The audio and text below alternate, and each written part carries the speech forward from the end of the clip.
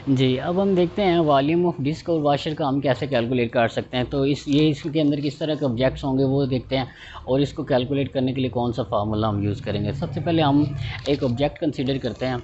हमारे पास एक solid object है,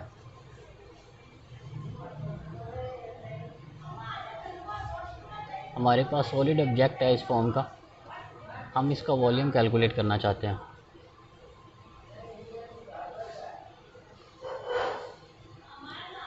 ठीक है, ये उसका वो वाला हिस्सा है जो हमारे फ्रंट व्यू पे पड़ा हुआ है। अब इसका कुछ बैक हिस्सा भी पड़ा हुआ, वो हमारे पास इस फॉर्म का हम ले रहे हैं। डॉटेड लाइन से हम उसको बना रहे हैं।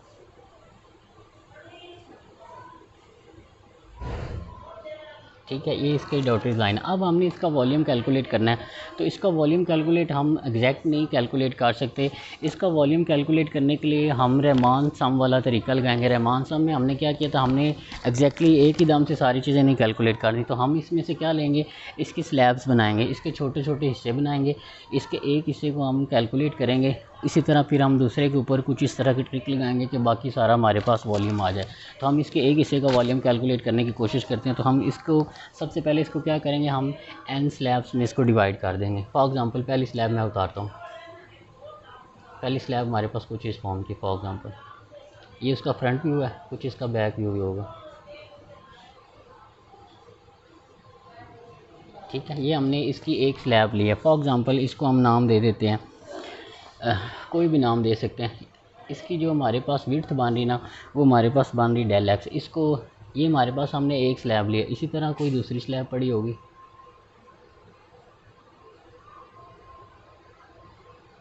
ये उसकी बैक है। इसी तरह एक और स्लैब पड़ी होगी।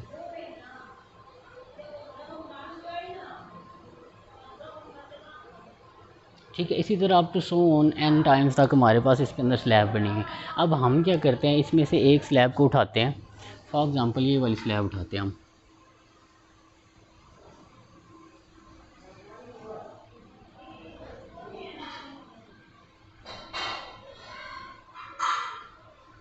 ये इसकी मतलब बैक एंड पे जो चीज़ पड़ी हुई। ठीक है, हमने इसकी एक जो है स्लैब वो उठा ली है। ठीक है, इसकी फुल फॉर्म हमारे पास इस फॉर्म की बनेगी। दोबारा बनाने की कोशिश करते हैं।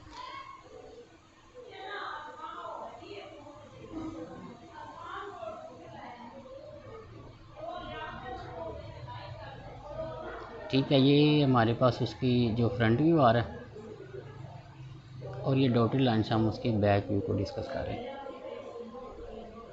ये जो इसकी लेंथ आ रही है हमारे पास क्या आ रही, डेल्टा एक्स आ रही।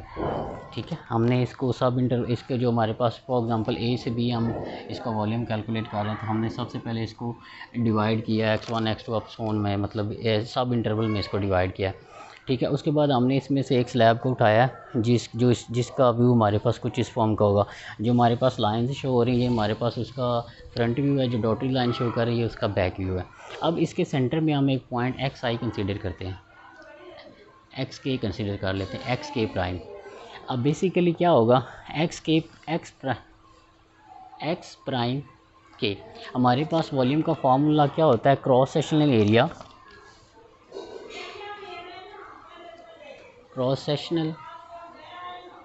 Area multiply by width. तो हमारे पास जो विड्थ आ रही है वो डेल्टा एक्स आ रही है। हमारे पास क्रॉस सेक्शनल एरिया रहता है। अब क्रॉस सेक्शनल एरिया क्या है, जब हम ये हमारे पास ऐसे पड़ी हुई है। ठीक है, इसकी लेंथ डेल्टा एक्स है। जब हम इसको उठा के ऐसे आपके सामने लाएंगे, ऐसे बिल्कुल, तो इसकी एक ये वाली इसकी विड्थ होगी, एक ये वाली इसकी मतलब साइड कंसीडर होगी, और एक अपर साइड कंसीडर होगी। जब इस तरह पड़ी है हमारे पास, इसको उठा के आपके सामने ऐसे लाएंगे, एक नीचे चीज़ पड़ी हुई है, एक आगे चीज़ पड़ी है, और ये फ्रंट पे जो डेल्टा एक्स पड़ा हुआ है ये सेपरेट है। जब इसको उठा के हम आपके सामने ऐसे लाएंगे, जो डेल्टा एक्स पड़ा है वो सेपरेट पड़ा हुआ है। ठीक है, उसके ये वाली चीज़ और ये वाली चीज़, इनको आपस में मल्टीप्लाई करेंगे तो वो हमारे पास क्या देगा, क्रॉस सेक्शनल एरिया देगा।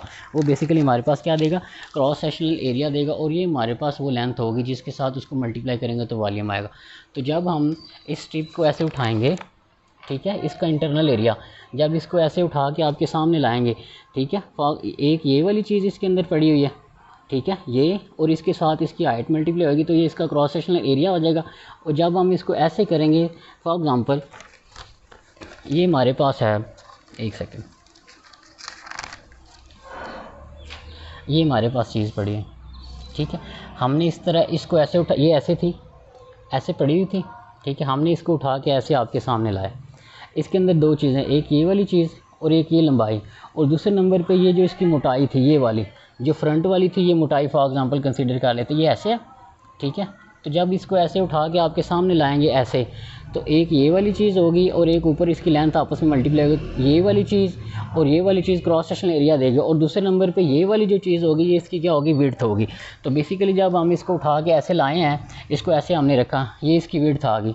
जब इसको उठा के ऐसे आपके सामने लाएंगे तो एक ये वाली चीज़ और दूसरी ये वाली चीज़, एक तो इसकी जो मतलब नीचे वाली साइड है और एक ऊपर वाली साइड है, ये आपस में क्रॉस सेक्शनल एरिया देंगे और उसके साथ जो है इसकी विड्थ मल्टीप्लाई होगी, तो वो हमारे पास क्या देगी, क्रॉस सेक्शनल एरिया। और उस क्रॉस सेक्शनल एरिया को फॉर दिस पर्टिकुलर स्ट्रिप के हम इसको डेल्टा ए एक्स के का नाम दे रहे हैं। तो ए एक्स के हमारे पास क्या है, ए एक्स के हमारे पास ये जो हमारे पास स्ट्रिप आई है, स्लैब आई है, उसका क्रॉस सेक्शनल एरिया है, इसके साथ हम इसकी विड्थ को मल्टीप्लाई करवा देते हैं डेल्टा एक्स को। ये हमारे पास कौन सी स्लैब के लिए आया, वॉल्यूम फॉर एग्जांपल के स्लैब के लिए आया हमारे पास। इसी तरह जब हमारे पास दूसरी स्ट्रिप के लिए हम कैलकुलेट करते हैं, फॉर एग्जांपल इसको K1 का नाम दे देते हैं, इसको 1 का नाम दे देते हैं, इसको 1 का नाम दे देते हैं। ये हमारे पास वो वाला वॉल्यूम है जो हमारे पास फर्स्ट स्लैब के लिए आया। जब हम वॉल्यूम K2 के लिए जो दूसरी स्लैब आ रही है उसके लिए कैलकुलेट करेंगे तो उसका एरिया, ठीक है, एक एक्स K2 और इसके साथ डेल्टा एक्स को मल्टीप्लाई करेंगे। ए एक्स K1 किसको डिनोट कर रहा है, स्लैब का क्रॉस सेक्शनल एरिया जो पहली स्लैब है। एक्स K2 किसको रिप्रेजेंट कर रहा है, उस स्लैब के एरिया को कैलकुलेट कर रहा है जो दूसरे नंबर पे पड़ी। मैं दोबारा आपको समझाता हूँ, आपको आई होप शायद अच्छे तरीके से समझा सकें। ये हमारे पास स्लैब पड़ी है, फॉर एग्ज़ाम्पल ये हमारे पास एक स्लैब है, ठीक है। जब इसको आप ऐसे पड़ी है, जब हम इसको उठा के आपके सामने लाए हैं, ये इसकी विड्थ है, ध्यान से समझिएगा, ये इसकी क्या है, विड्थ है। लेकिन जब हम इसकी बैक इंटरनल साइड देखेंगे तो इसके अंदर दो चीज़ें हैं, एक ये वाली चीज़ है, दूसरी ये वाली चीज़।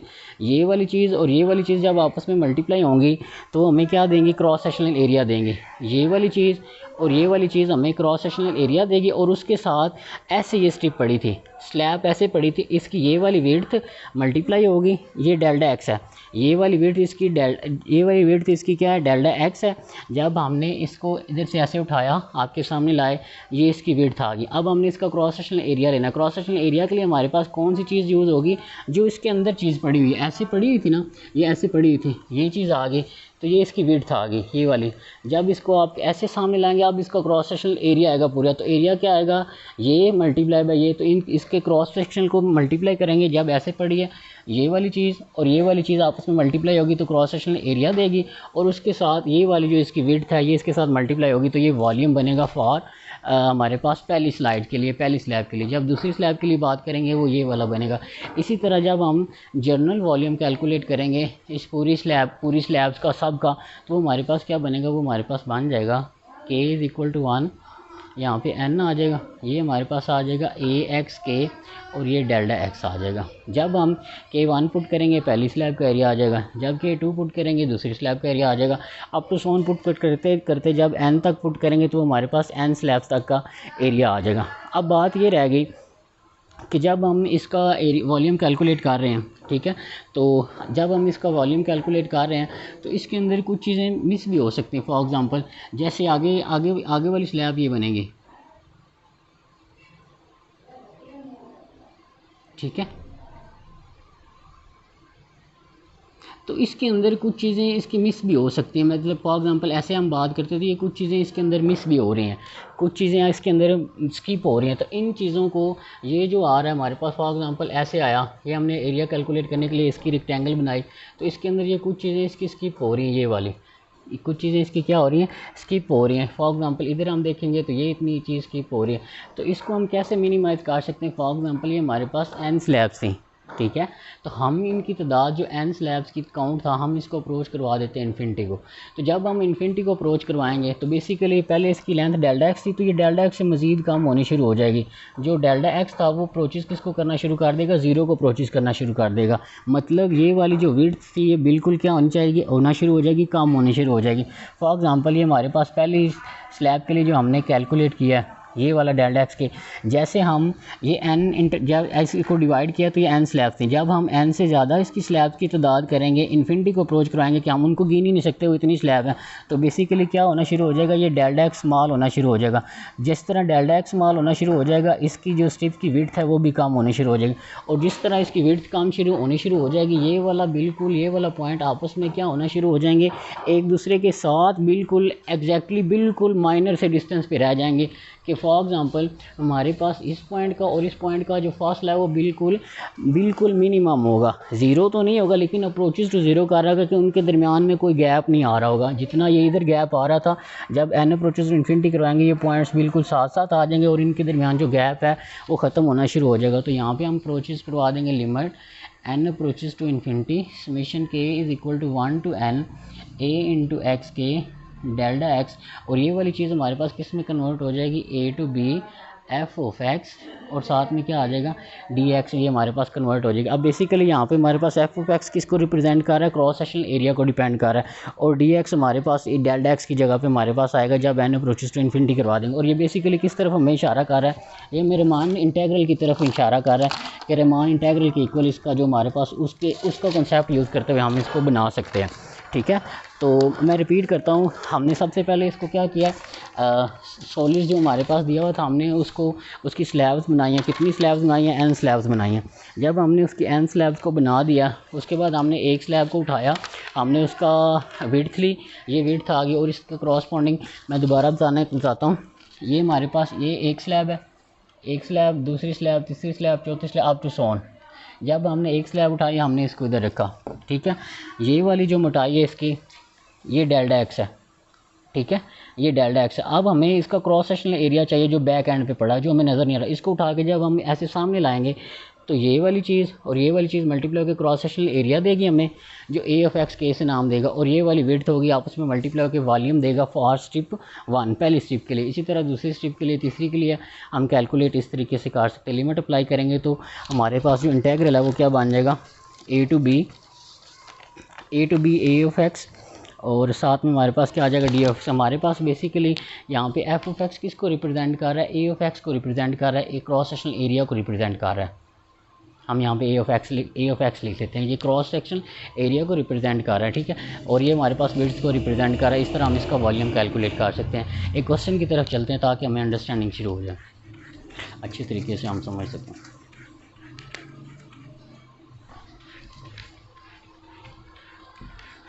जी,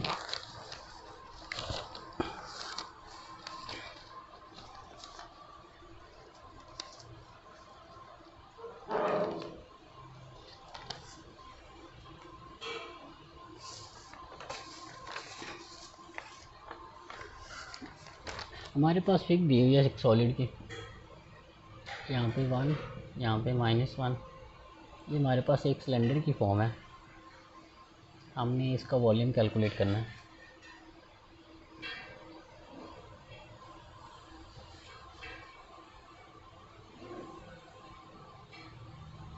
ठीक है, ये हमारे पास एक सिलेंडर है, इसका वॉल्यूम हमने कैलकुलेट करना है। बेसिकली ये हम कैसे कैलकुलेट करते हैं उसकी तरफ चलते हैं। हमारे पास इसका जो वैल्यू है यहाँ पे 0 है, यहाँ से 1 2 3, यहाँ पे कोई 4 और यहाँ पे कोई 0.5 बना। तो हमारे पास इंटेग्रल बेसिकली कहाँ से लेकर कहाँ तक है, 1 से लेकर 5 तक है। यहाँ पे आ जाएगा क्रॉस सेक्शनल एरिया, ये डी एक्स आ जाएगा। अब इसका क्रॉस सेक्शनल एरिया कौन सा है, हम फॉर एग्जांपल एक का ही कैलकुलेट कर लेते हैं। इसका क्रॉस सेक्शनल एरिया क्या आएगा हमारे पास, बेसिकली ये हमारे पास क्या बन रहा है, सर्कल की फॉर्म का बन रहा है। तो सर्कल का एरिया क्या होता है हमारे पास, पाई आर स्केयर, और हमारे पास इसके लिए जो आर की वैल्यू है, जो इसका रेडियस बन रहा है वो कितना है, 1 है। आर इज़ इक्वल टू 1, यहाँ से यहाँ तक जाएंगे 1, यहाँ से यहाँ भी जाएंगे वो भी क्या रहेगा 1। तो ये आर की जगह पे 1 पुट करेंगे तो हमारे पास क्या रह जाएगा, पाई रह जाएगा।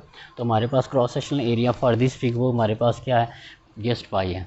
यहाँ पे आ जाएगा 1 से 5, ये पाई डी एक्स आ जाएगा, पाई कांस्टेंट है, बाहर आ जाएगा, यहाँ से 1 से 5 आ जाएगा, और साथ में क्या आ जाएगा 1 डॉट डी एक्स आ जाएगा। तो हम इसको इंटीग्रेट कर देते हैं, ये हमारे पास पाई आ जाएगा, 1 का इंटीग्रल एक्स होगा विद रिस्पेक्ट टू एक्स, तो यहाँ से 1 से 5 ये हमारे पास आ जाएगा 5 × 5 - 1 दैट इज़ इक्वल टू 4 पाई। तो इस फिग के लिए हमारे पास जो इसका वॉल्यूम आएगा वो क्या आएगा, 4 पाई आएगा। अब इसी तरह अगर हम इसके क्लोज इंटरवल बढ़ा देते हैं, हमने यहाँ से 1 से लेकर 5 तक कैलकुलेट किया, अगर कोई 2 से 5 कैलकुलेट करेगा तो उसका आंसर और आएगा, ठीक है। और अगर आप फिग को चेंज कर देंगे फिर उसका आंसर हमारे पास क्या आएगा, और आएगा। अच्छा, यहाँ पे हम इसको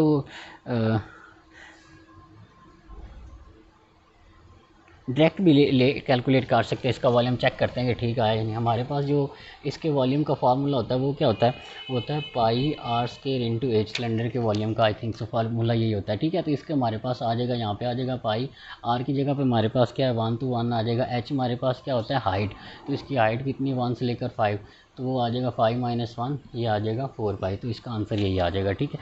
तो हमने बाय इंटीग्रल कैलकुलेट किया, वो भी यही फार्मूला बनाओ, और बाय इसका जो फार्मूला बनता है सिलेंडर का उसके ज़रिए कैलकुलेट किया, उसका आंसर ये हमारे पास आया।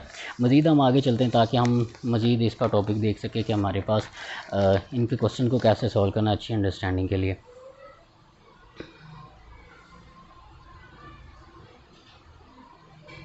जी, उसके बाद हमारे पास है कि अगर हमारे पास ऑब्जेक्ट्स जो हों, ये तो हमारे पास सिंपल फंक्शन था किसी के क्रॉसपॉन्डिंग, तो उसका एरिया हमने कैसे वॉल्यूम कैसे कैलकुलेट करना था। अब हम ये देखते हैं कि अगर कोई फंक्शन जो है किसी सरफेस के गिर्द रिवॉल्व कर रहा है तब हम उसका वॉल्यूम कैसे कैलकुलेट करेंगे। फॉर एग्ज़ाम्पल हमारे पास एक रेक्टेंगल है, ये रेक्टेंगल है, हम कहते हैं कि ये एक्स एक्सिस के गिर्द रिवॉल्व कर रही, तो इसकी फिग क्या बनेंगी, इसकी फिग कुछ इस तरह से बनेंगी।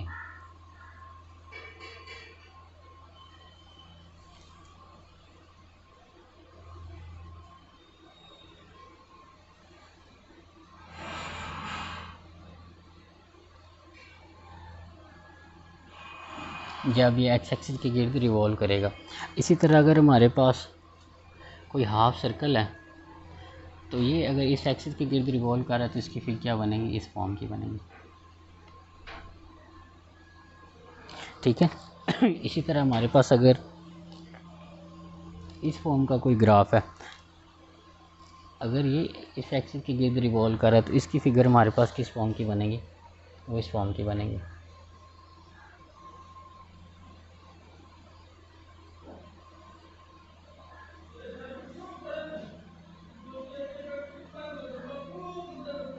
ठीक है। और इसी तरह हमारे पास अगर हमारे पास ये फंक्शन दिया हो,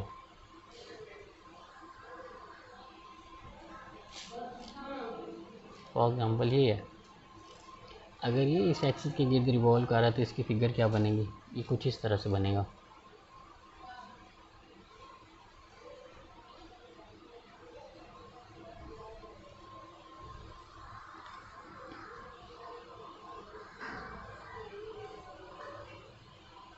थोड़ा सा ऐसे ले,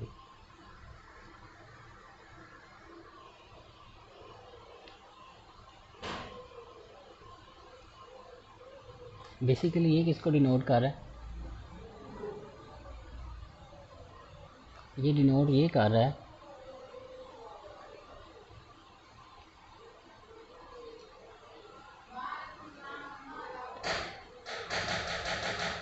ये बेसिकली किसको डिनोट कर रहा है, ये इतनी चीज़ थी, जब ये इस एक्सिस के गिर्द रिवॉल्व कर रही तो ये ऐसे रिवॉल्व कर रही है, ऐसे ऐसे रिवॉल्व कर रही है।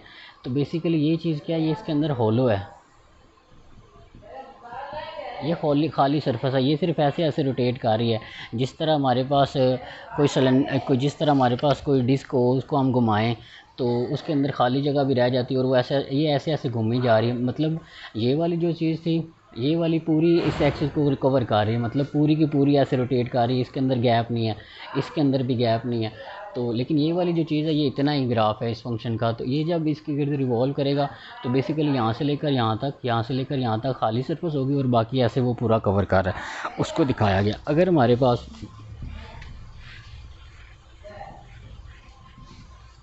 हम देख रहे हैं कि अगर कोई सॉलिड जो है वो मूव कर रहा है किसी सरफेस के गिर्द, तो वो किस तरह बिहेव करेगा।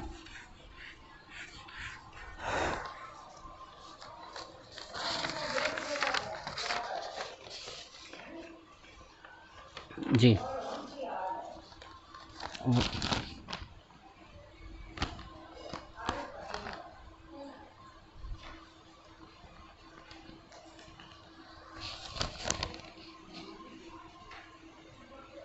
Volume of solid of revolution, volume of solid by revolution. तो हम इसको देखते हैं कि इसका एरिया कैसे कैलकुलेट कर सकते हैं। अगर कोई फंक्शन जो है वो, या हमारे पास कोई सॉलिड जो है वो किसी सरफेस के गिर्द रिवॉल्व कर रहा है, f of x is bounded and continuous होने भी rotate about x axis perpendicular to x axis. अगर हम ये देखते हैं कि हमारे पास जो फंक्शन है वो कंटिन्यूस है, ये ए है, ये बी है, ये इसका एरिया वॉल्यूम आ रहा है, ठीक है। तो जब ये एक्स एक्सिस के गिर्द रोटेट करेगा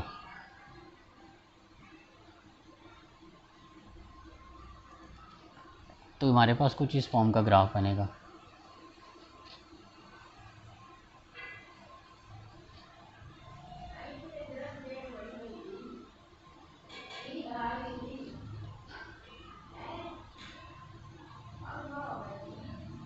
ये क्या कर रहा है, एक्स एक्सिस के गिर्द रोटेट कर रहा है। अगर हम इसका क्रॉस सेक्शनल एरिया बनाएं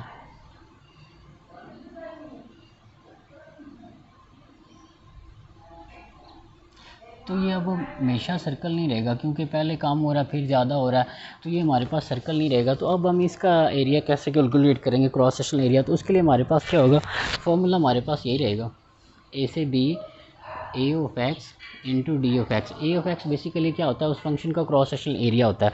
तो इसका एरिया हमारे पास कैसे हम कैलकुलेट करेंगे? For example area of circle क्या होता है, वो हमारे पास होता है पाई आर का स्केयर।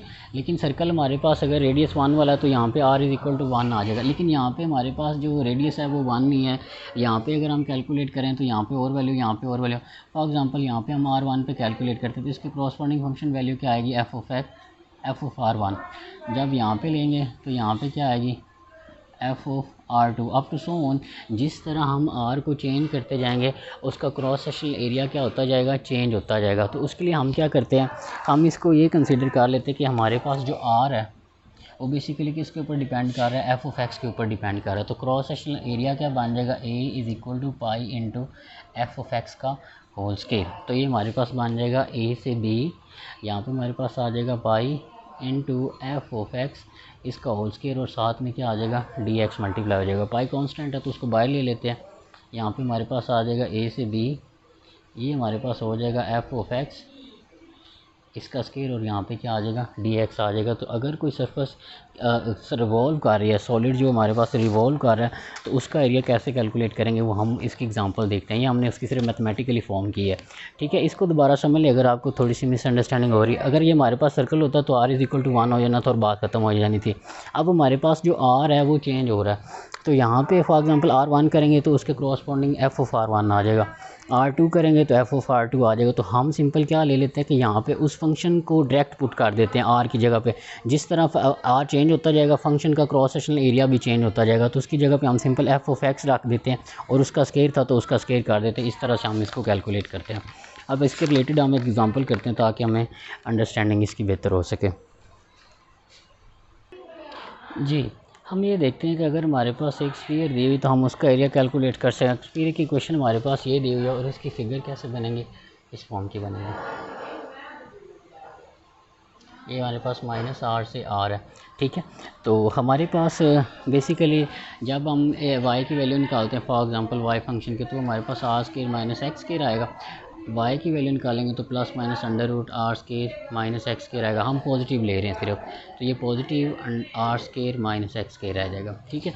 अब हम इसको इसकी लिमिट हमारे पास क्या आएगी, -r से r इंटेग्रल वॉल्यूम हम इसका कैलकुलेट कर रहे हैं। तो हमारे पास इसकी लिमिट क्या आएगी, -r से r, यहाँ पे पाई आ जाएगा, और यहाँ पे हमारे पास क्या आ जाएगा, जो फंक्शन है उसका क्या आ जाएगा, स्केयर आ जाएगा। तो फंक्शन हमारे पास ये है r square minus x square का अंडर रूट इस होल का स्केयर, ये आ जाएगा dx। ये हमारे पास बन जाएगा -r से r, square root under root से कैंसिल हो जाएगा, पाई को हम बाहर ले जाते हैं, ये आ जाएगा r square minus x square, और साथ में क्या आ जाएगा dx। इसकी इंटीग्रेशन करते हैं, यहाँ पे आ जाएगा pi, r square as it is रहेगा, यहाँ पे x आ जाएगा -x का क्यूब ओवर 3 और यहाँ पे क्या आ जाएगा माइनस आर से आर आ जाएगा। वैल्यू पुट करते हैं, ये आ जाएगी पाई, यहाँ पे आर पुट करेंगे तो आर क्यूब, यहाँ पे आर पुट करेंगे तो माइनस आर क्यूब ओवर 3 आ जाएगा। ठीक है, उसके बाद अपर लिमिट हमने पुट कर दी, अब लोअर लिमिट पुट करते हैं। यहाँ पे माइनस आर पुट करेंगे तो माइनस आर क्यूब आ जाएगा। माइनस पुट करेंगे एक्स की जगह पे तो माइनस आर क्यूब, और यहाँ पे माइनस पुट करेंगे तो माइनस बाहर आ जाएगा, तो ये क्या हो जाएगा प्लस, और ये आर क्यूब ओवर 3 बन जाएगा। फर्दर इसको सॉल्व करते हैं, माइनस को अंदर मल्टीप्लाई करेंगे तो ये हमारे पास आ जाएगा r cube minus r cube over 3 minus, यहाँ पे आर क्यूब आएगा सॉरी, माइनस आर क्यूब, और ये हो जाएगा प्लस, प्लस का था ये माइनस का, ये भी हो जाएगा माइनस आर क्यूब ओवर 3। जब यहाँ पे माइनस आर पुट करेंगे तो ये माइनस का आर क्यूब होएगा, और जब माइनस अंदर मल्टीप्लाई होगी तो ये प्लस का हो जाएगा। ये दोनों आपस में मल्टीप्लाई होके आर क्यूब और आर क्यूब मल्टीप्लाई होके आपस में हमारे पास क्या हो जाए, ऐड होके 2 r cube minus 2 r cube over 3 आ जाएगा। फर्दर आप इसको सॉल्व करेंगे एलसीएम लेके तो हमारे पास क्या आंसर आएगा 4 पाई आर क्यूब ओवर 3, इसका जो हमारे पास वॉल्यूम आ जाएगा इस स्फीयर का। अब हम ये देखते हैं कि ये हमारे पास तब था जब कोई सॉलिड जो है किसी सरफेस के गिर्द रिवॉल्व कर रहा है। ठीक है, तो हमने उसके अपर हाफ माइनस आर से लेकर आर तक उसका जो है वॉल्यूम वो कैलकुलेट किया। अब हम ये देखते हैं, ये हमने जो तरीका किया इसमें पूरा वॉल्यूम आ रहा था, कोई चीज़ अंदर से मिसिंग नहीं हो रही थी। अब हम वाशर वाला तरीका देखते हैं, वाशर वाले तरीके में क्या होता है वो देखते हैं।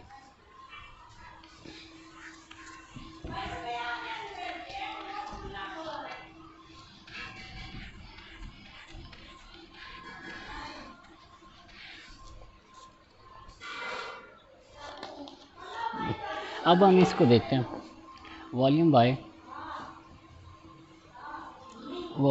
वाशर्स। वॉल्यूम बाय वाशर्स में हमारे पास क्या है, सबसे पहले इसके लिए हमारे पास दो फंक्शन है, एक एफ ऑफ एक्स है, f of x greater than या इक्वल टू हो सकता है जी ऑफ एक्स की, ये हमारे पास कंडीशन है। तो हम फंक्शन बनाते हैं, फॉर एग्ज़ाम्पल ये हमारे पास फंक्शन है, ठीक है, और एक फंक्शन ये पड़ा हुआ है, फॉर एग्ज़ाम्पल यहाँ से लेकर यहाँ तक इसका वॉल्यूम जो आ रहा है वो ये आ रहा है। हमने ये वाला वॉल्यूम कैलकुलेट करना है जब ये एक्स एक्सिस के गिर्द रोटेट कर रहा है। तो जब ये एक्स एक्सिस के गिर्द रोटेट करेगा तो ये हमारे पास किस फॉर्म का बनेगा, ये हमारे पास जब एक्स एक्सिस के गिर्द रोटेट करेगा ऐसे, तो ये हमारे पास बन जाएगा, बनाने की कोशिश करते हैं।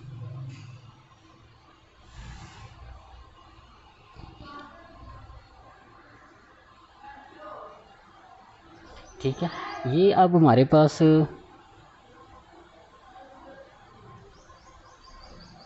ठीक है, ये वो वाला हिस्सा है जो इसका हॉलो रहना है इतना, ये ऐसे ऐसे घूम रहा होगा तो कवर तो हमें सारा लग रहा है, लेकिन बेसिकली ये हमारे पास कहाँ से लेकर कहाँ तक कवर है।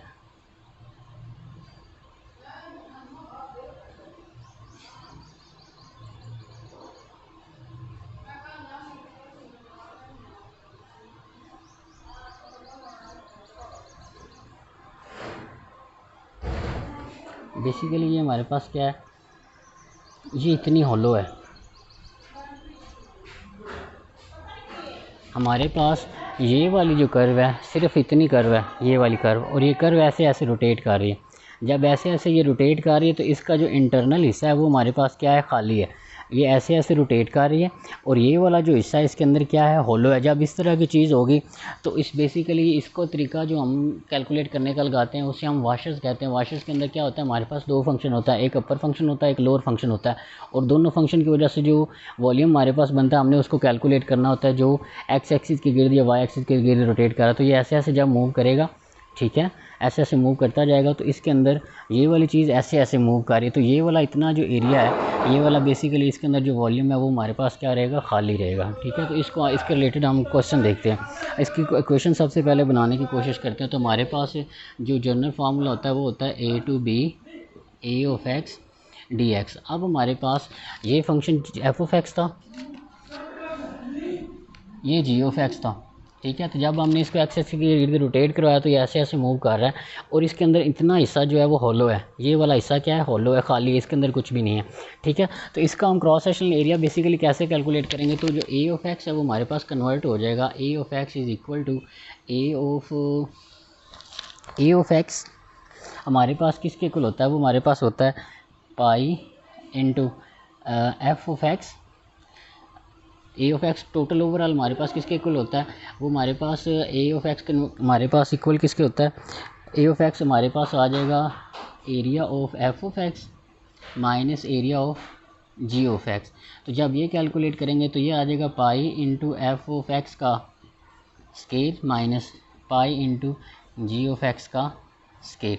पाई दोनों में कॉमन है तो कॉमन ले लेते हैं। तो यहाँ पे हमने बेसिकली एफ ऑफ एक्स का जो क्रॉस सेक्शनल एरिया है उसमें से क्रॉस सेक्शनल एरिया जो जी का है उसको माइनस कर देंगे तो हमारे पास क्रॉस सेक्शनल एरिया ऑफ हमारे पास ये वाला आ जाएगा। ये वाला क्रॉस सेक्शनल एरिया कैसे आएगा कि हम क्रॉस सेक्शनल एरिया जो ए का है उसमें से क्रॉस फंक्शन एफ़ का है उसमें से क्रॉस सेक्शनल एरिया जी का माइनस करेंगे तो हमारे पास इस तरह का फार्मूला बनेगा। तो हमारे पास फार्मूला क्या बन जाएगा, ये बन जाएगा ए से b pi into f of x का square minus g of x का स्केयर और साथ में क्या आ जाएगा डी एक्स आ जाएगा।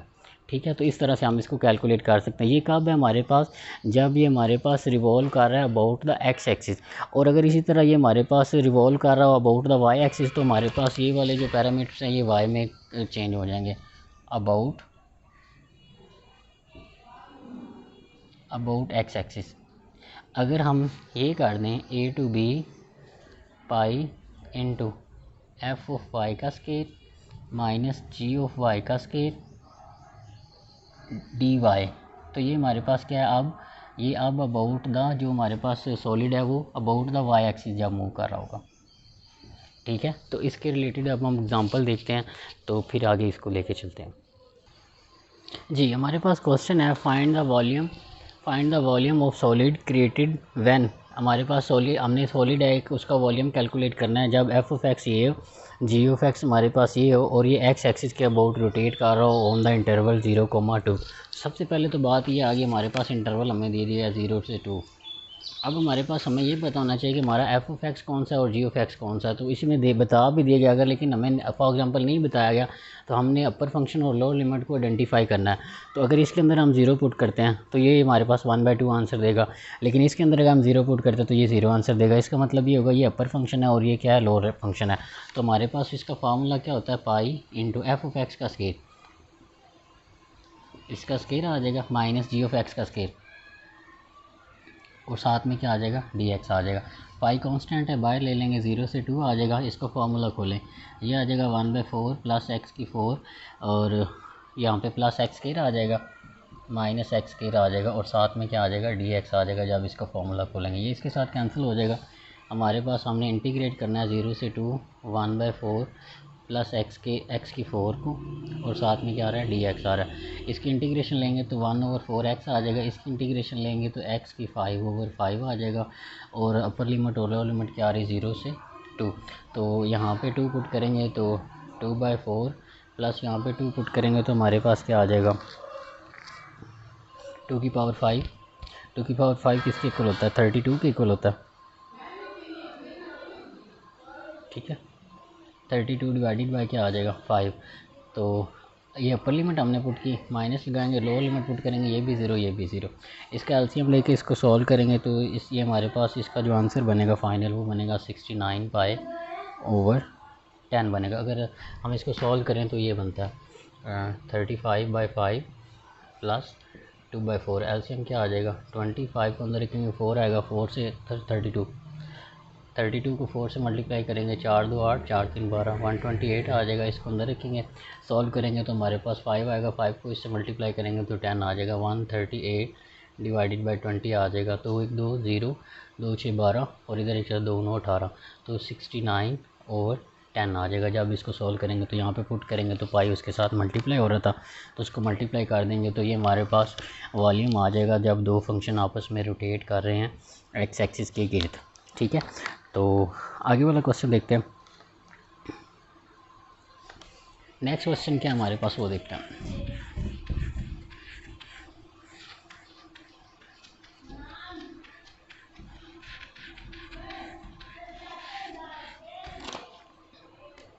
जी हमारे पास है, अच्छा ये था हमारे पास जब एक्स एक्सिस की रोटेट होगा वाई एक्सिस की जब रोटेट होगा तो सेम वही फार्मूला हम यूज़ करेंगे। ठीक है, तो हमारे पास नेक्स्ट क्वेश्चन है y is equal to under root x is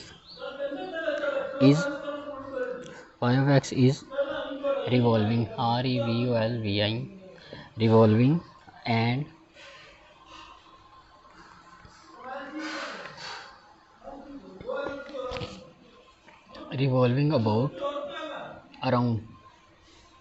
revolving around y axis, ये y axis के गिर्द रिवॉल्व कर रहा है and is bounded by y is equal to 2 और y is equal to 0। y is equal to 2 और y is equal to 0 के गिर्द, y इज इक्वल टू 2 से लेकर y 0 के गिर्द ये बाउंडेड है। बेसिकली अगर हम इस फंक्शन का ग्राफ बनाते हैं तो ये हमारे पास ये वाला फंक्शन है, ठीक है। y इज इक्वल टू 0 ये वाला है, y is equal to 0, y is equal to 0 और y is equal to for example यहाँ पे 1 है और यहाँ पे 2 है, ठीक है। तो अब अगर ये x एक्सिस के गिर्द रोटेट करता तो इसने ऐसे बनना था, ऐसे, ठीक है, ऐसे ऐसे घूमते जाना था। लेकिन अब ये किसके गिर्द रिवॉल्व कर रहा है, अबाउट y एक्सिस। तो जब y एक्सिस के गिर्द रिवॉल्व करेगा तो इसकी फंक्शन कुछ इस तरह से बनेगा।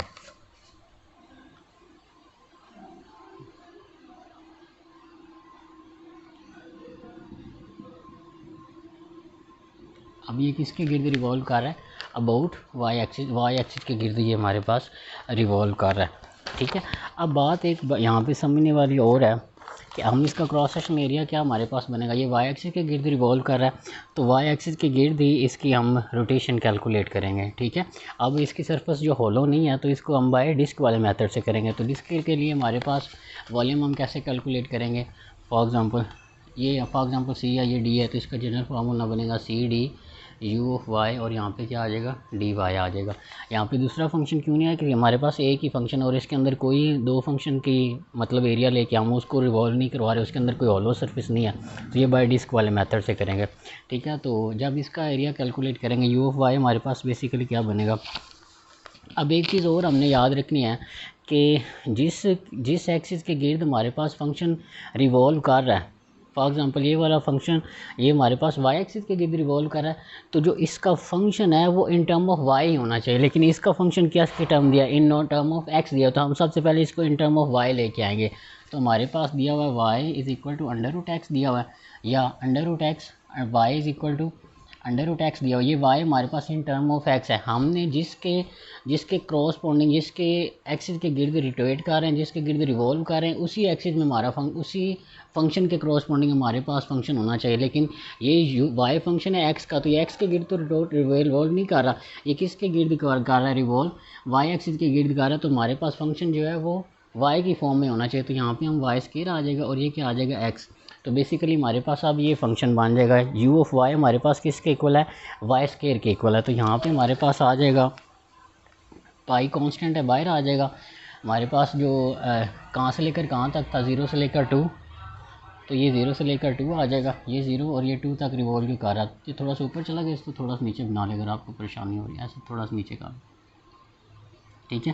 तो ये 0 से लेकर 2, अब u ऑफ y हमारे पास क्या बनेगा, ये हमारे पास अब u ऑफ y है, जिसके गिर्द फंक्शन रिवॉल्व कर रहा है उसी टर्म के अंदर फंक्शन होना चाहिए। अब y एक्सिस के गिर्द फंक्शन रिवॉल्व कर रहा है, लेकिन यहाँ पे फंक्शन जो y है वो x की फॉर्म में दिया है, लेकिन ये y एक्सिस के गिर्द रिवॉल्व कर रहा है तो इसका फंक्शन भी इन टर्म ऑफ y ही होना चाहिए। लेकिन ये function in term of x है, तो हम यहाँ से फंक्शन को इन टर्म ऑफ y लेके आएंगे। तो अंडर रूट एक्स की जगह पे स्क्वायर करेंगे तो 2 से स्क्वायर करेंगे, ये कैंसिल हो जाएगा, ये y स्क्वायर आ जाएगा। तो अब फंक्शन हमारे पास y की टर्म में ले आए, u ऑफ y हमारे पास यहाँ पे y स्क्वायर यूज़ होगा और यहाँ पे इसका स्क्वायर भी आना था। ये होता है ना हमारे पास फार्मूला a से b pi into A of x और डी एक्स होता है जब x एक्सिस के गिर्द रिवॉल्व करे। अगर y एक्सिस के गिर्द रिवॉल्व करता है फॉर एग्जांपल, तो वो हम c से d ले लेते हैं, पाई कांस्टेंट है, पहले इसको ही बाहर ले लेते हैं। तो ये हमारे पास क्या बन जाएगा, ये हमारे पास बन जाएगा a of y d y. जिस एक्सिस के गिर्द फंक्शन रोटेट कर रहा है क्रॉस सेक्शन एरिया भी उसी फॉर्म में होना चाहिए। एक्स एक्सिस के गिर्द रिवॉल्व कर रहा है तो एक्स एक्सिस की फॉर्म में होना चाहिए डिस्क के लिए। वाई एक्सिस के गिर्द रोटेट कर रहा है तो वाई एक्सिस की क्रॉस सेक्शन एरिया y की टर्म में होना चाहिए। तो यहाँ पे हमारे पास जो फंक्शन था वो किसकी फॉर्म में दिया हुआ था, x की फॉर्म में। तो सबसे पहले हमने इसको y की फॉर्म में ट्रांसफर किया तो वो y स्क्वायर आया, u ऑफ y हमारे पास y स्क्वायर बना। यू ऑफ वाई की जगह पे y square as it is put करेंगे, उसका स्केयर ऊपर है तो वो स्केयर आ जाएगा यहाँ पे डी वाई आ जाएगा। ये आ जाएगा पाई, ये 0 से 2, ये बन जाएगा यू की 4 डी वाई। जब इसकी इंटीग्रेशन करेंगे तो हमारे पास बनेगा यू की 5 0 से 2, तो upper limit minus lower limit put करेंगे तो हमारे पास क्या आ जाएगा पाई 2 की पावर 5 2 की वाई की पाई की जगह पे 2 पुट करेंगे तो 2 की पावर 5 बनेगा। 2 की पावर 5 किसके इक्वल होता है हमारे पास 32 के इक्वल होता है, सॉरी यहाँ पे 5 भी आएगा, ठीक है। इंटीग्रेशन करेंगे तो u की पावर 5 नीचे 5 तो 32/5 आएगा। ये अपर लिमिट पुट कीजिए, अब लोअर लिमिट पुट करेंगे तो ये 0 हो जाएगा, तो ये आ जाएगा 32π/5। ये हमारे पास इसका क्रॉस सेक्शनल एरिया आ जाएगा, ठीक है। उसके बाद हमारे पास एक और क्वेश्चन देखते हैं, find the volume of solid, find the volume of solids.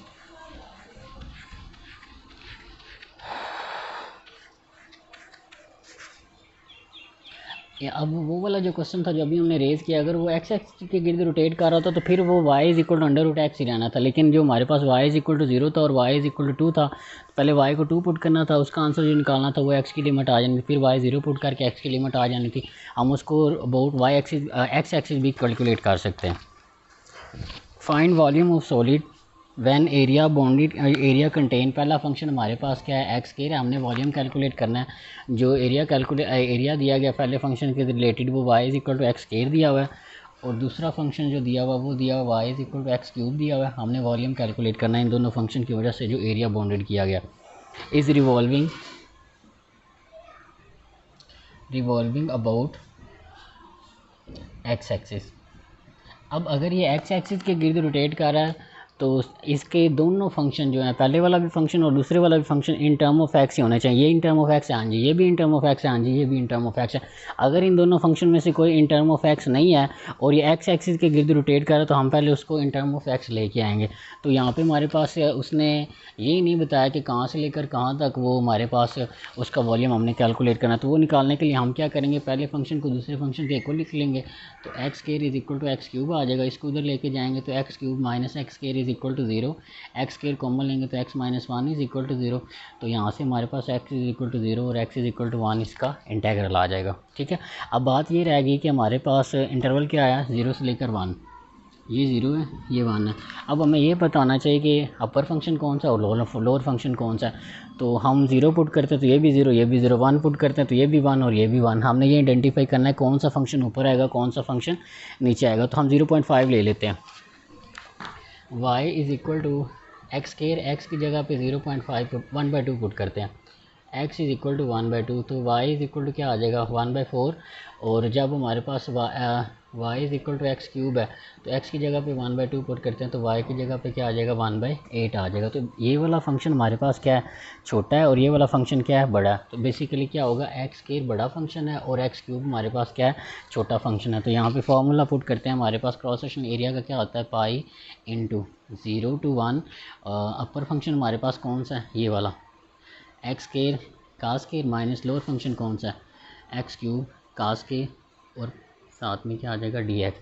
इसको सॉल्व करेंगे तो पाई 0 से 1 एक्स की 4 माइनस एक्स की 6 डी एक्स। इंटेग्रल वैल्यूएट कर देते हैं, यहाँ पे आ जाएगा एक्स की 5/5 माइनस एक्स की 7/7। और उसके बाद ये हमारे पास वॉल्यूम कहाँ से लेकर कहाँ तक था 0 से लेकर 1, तो 0 से लेकर 1 तक इसकी अपर और लोअर लिमिट पुट करते हैं। ये आ जाएगा पाई 1 पुट करेंगे तो ये 1/5 रहेगा, वहाँ पे 1 पुट करेंगे तो -1/7 रहेगा, लोअर लिमिट पुट करेंगे ये भी 0 ये भी 0। तो हमारे पास इसका आंसर क्या आ जाएगा जी, इसका हम एलसीएम लें और इसको सॉल्व करेंगे तो नीचे 35 बनेगा। तो ये हमारे पास इसका ओवरऑल आंसर क्या आएगा 2π/35 आ जाएगा, ठीक है। तो ये इसका हमारे पास वॉल्यूम इसका कैलकुलेट कर सकते हैं इसके क्रॉसपोंडिंग। अगर हमारे पास ये फंक्शन आ जाता फॉर एग्जांपल वो कहता कि हमारे पास वॉल्यूम कैलकुलेट करें, आपके पास दो फंक्शन दिए हुए हैं, या हमने कहा ये कहता है कि आप वॉल्यूम कैलकुलेट करें, आपके पास फंक्शन ये दिए हुए हैं y is equal to x square दिया हुआ और x इज़ इक्वल टू क्या दिया हुआ है x is equal to y square दिया हुआ, और ये रिवॉल्व कर रहा है अबाउट द रिवॉल्व किसके कर रहा है, अबाउट द वाई एक्सिस, ठीक है।